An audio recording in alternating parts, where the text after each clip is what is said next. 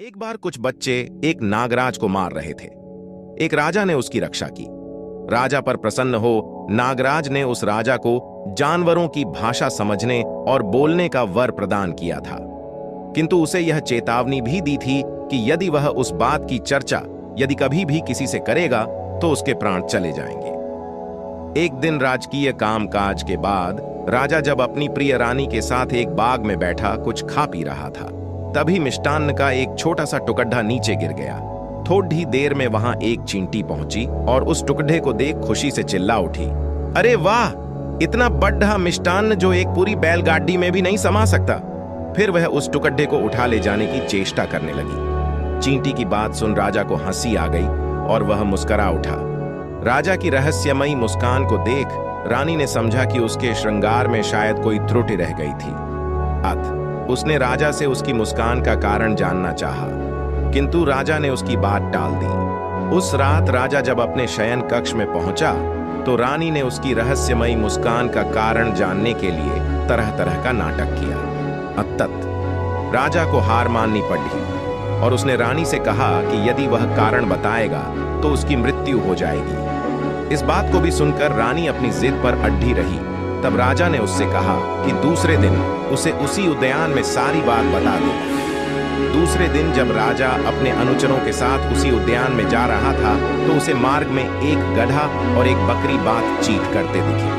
पास पहुंचने पर राजा ने सुना कि वह बकरी गधे से कह रही थी, गधे, तुम तो मूर्ख हो, किंतु आज मैंने जाना कि यह राजा तुमसे भी बड्ढा मूर्ख है। राजा को बकरी की बात से बड्ढा आश्चर्य हुआ। वह बकरी से पूछ बैठा कि आखिर वह उसे ठबड्ढा मूर्ख क्यों समझती है। बकरी ने राजा से कहा, हे राजन, आज तुम प्रसन्नता पूर्वक अपनी रानी को खुश करने के लिए अपने जीवन का बलिदान कर रहे हो, किंतु जब वह रानी तुम्हारी मृत्यु के बाद तुम्हारी समस्त संपत्ति की अधिकारिणी हो किसी दूसरे व्यक्ति के साथ जीवन का आनंद उठाएगी तो क्या तब भी तुम प्रसन्न रहोगे? बकरी की बात सुनकर राजा का विवेक जाग उठा।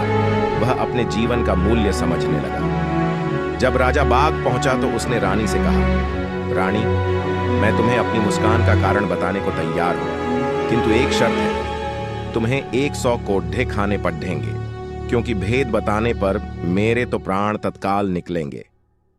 रानी ने समझा राजा तो उसे बहुत प्यार करता था, उस पर झूठ मूठ में कोड्ढे बरसाए जाएंगे। वह कोड्ढे खाने को तैयार हो गई। तब राजा ने अपने एक सिपाही से पूरी शक्ति के साथ रानी पर कोड्ढे बरसाने को कहा। सिपाही ने तब रानी पर पूरी शक्ति से कोड्ढे बरसाए।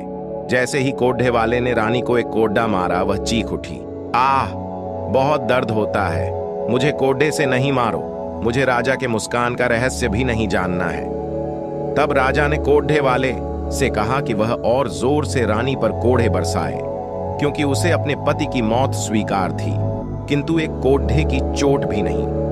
कोड़े वाले ने जब फिर से रानी पर कोड़ा बरसाने को हुआ, तभी राजा के मंत्री ने राजा से आग्रह किया कि वह रानी को क्षमा कर दे। राजा ने रानी को क्षमा तो कर दिया, किंतु वह मान सम्मान और प्यार फिर कभी भी प्रदान नहीं किया।